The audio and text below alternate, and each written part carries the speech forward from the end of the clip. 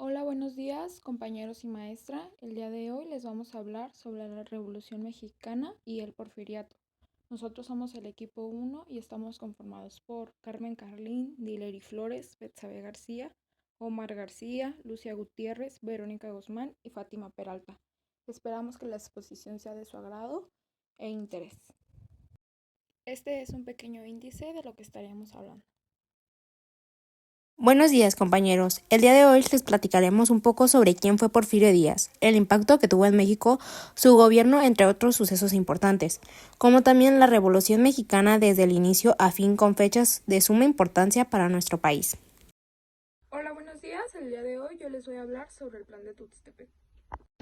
Fue una declaración que buscaba destituir al gobierno de Sebastián Lerdo de Tejada, anunciando el 10 de enero de 1876 y elaborado por Porfirio Díaz, en el municipio de Villa de Ojitlán, Tuxtepec, Oaxaca.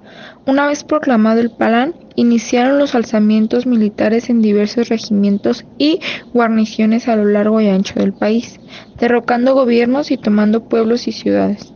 En noviembre de 1876 se da la victoria definitiva en Teotac por parte del Ejército Regenerador, nombre en el que se conoció a las tropas que se alzaron en armas contra el gobierno de Sebastián Lerdo de Tejada, quien se vio obligado a salir de México, muriendo en el exilio. Progresos socioeconómicos. El caso de la segregación de Tepic, del estado de Jalisco, el haber entregado el país a los ingleses tras la concepción del proyecto del ferrocarril de Veracruz, además de reconocer la enorme deuda contraída con dicha nación. Progresos políticos y culturales.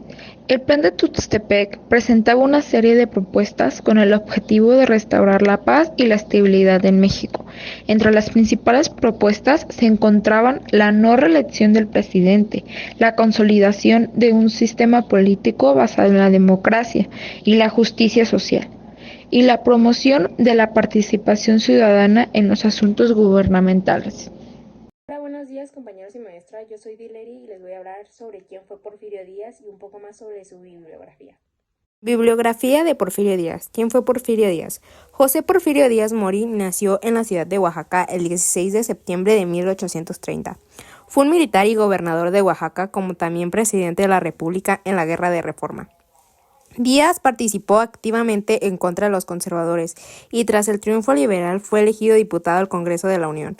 Durante la participación francesa participó en la Batalla de Puebla. Se desempeñó como presidente varias ocasiones, desde 1877 a 1880 y desde 1884 a 1911. Tuvo descubrimientos importantes como lo fue el telégrafo, el teléfono, el cine, el automóvil, entre otros, en el mismo Porfiriato.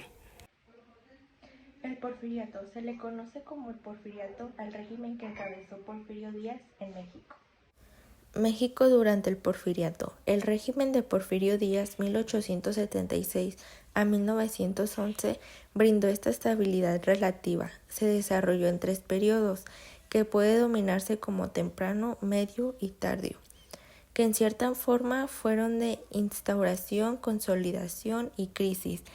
El general Porfirio Díaz logró el control del ejército, con la eliminación y la separación de los caudillos y la exclusión de los grandes mandos, para lo cual dividió el territorio nacional en 12 zonas militares a su vez, en jefaturas de armas cuyo número eran superior a 30.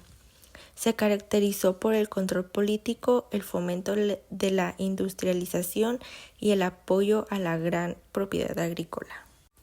Acciones positivas. Durante su presidencia, Díaz y sus consejeros transformaron México con la construcción de ferrocarriles, escuelas y creando una base de infraestructuras para el país. Desarrollaron los principios de una industria petrolera y persuadieron al capital extranjero para invertir en minas y factorias. Por otro lado, sus acciones negativas, a pesar del éxito económico de México durante el Porfiriato, sus consecuencias sociales fueron negativas. El ingreso real per cápita era muy bajo y los niveles de desempleo aumentaron debido a la mecanización. El capital estaba repartido en pocas manos, las cuales eran especialmente inversores locales y extranjeros. Buenos días, mi nombre es Verónica Guzmán y yo les voy a presentar del modelo porfirista. 1906. En la presidencia estaba Porfirio Díaz. Señalaron el agotamiento del poder del régimen porfirista, marcando un periodo de agotación política y social. 1907. México bajo el régimen de Porfirio Díaz comenzaban los primeros indicios que iniciarían la Revolución Mexicana. Estaba la oposición de Francisco y Madero, comenzaba a organizar movimientos contra el régimen. 1908. Porfirio Díaz no estaba dando señales del agotamiento internamente y externamente. Francisco y Madero denunciaba la falta de libertad democrática y llamaba a la acción cívica para promover reformas sociales y políticas.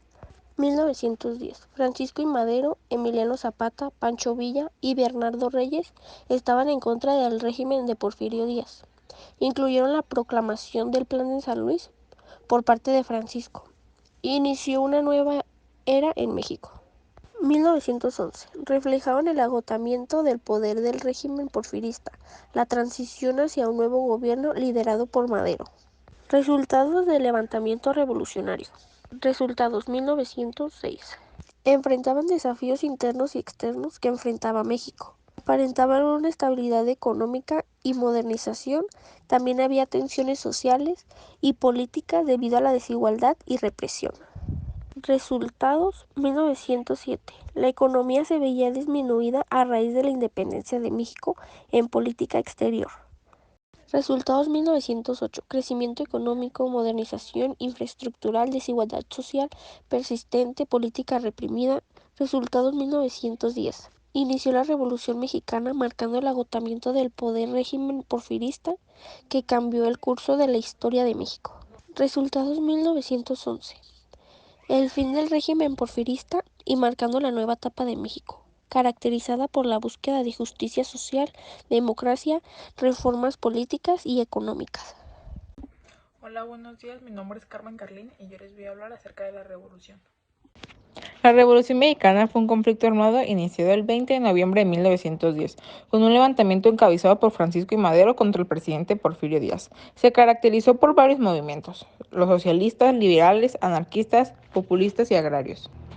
Entre las cosas que provocaron el inicio de la Revolución Mexicana estuvieron la permanencia de Porfirio Díaz en el poder durante 30 años, la conformación de los latifundios y la explotación del petróleo por parte de compañías extranjeras. ¿Quién estuvo en la Revolución Mexicana? Madero, entre otros Emiliano Zapata en el sur del país, así como Francisco Pancho Villa, su nombre real. Era Doroteo Arango, Álvaro Obregón y Pascual Orozco en el norte.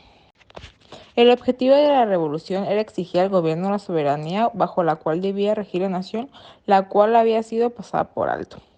El presidente que estaba en la revolución era Álvaro Obregón, militar y líder en la Revolución Mexicana, expresidente de México, impulsor de la educación, Comisión Nacional de los Derechos Humanos. La finalización de la Revolución Mexicana se considera que la promulgación de la Constitución de 1917 puso fin a la Revolución Mexicana. Sin embargo, la lucha se promulgó más tiempo antes que el país se estabilizara. Gobierno Porfirio Díaz Mori. Al asumir la presidencia de la República, el general Porfirio Díaz se dio a la tarea de reestructurar al ejército, reorganizar el Estado Mayor e impulsar la educación, e intentó impartir por un sistema educativo riguroso para lograr establecer escuelas primarias y escuelas de artes y oficios. Coincidencias. Durante su presidencia, Díaz y sus consejeros transformaron México con la construcción de ferrocarriles, escuelas y creando una base de infraestructuras para el país. Desarrollaron los principios de una industria petrolera y persuadieron al capital extranjero para invertir en minas y factorías. Diferencias.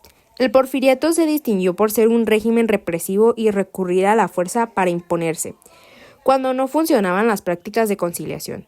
Mural de Juan O'Gorman, El porfirismo, en donde se muestra la desigualdad social que caracterizó a dicha etapa. Hola, mi nombre es Omar Alejandro y voy a hablar del gobierno de Francisco y Madero.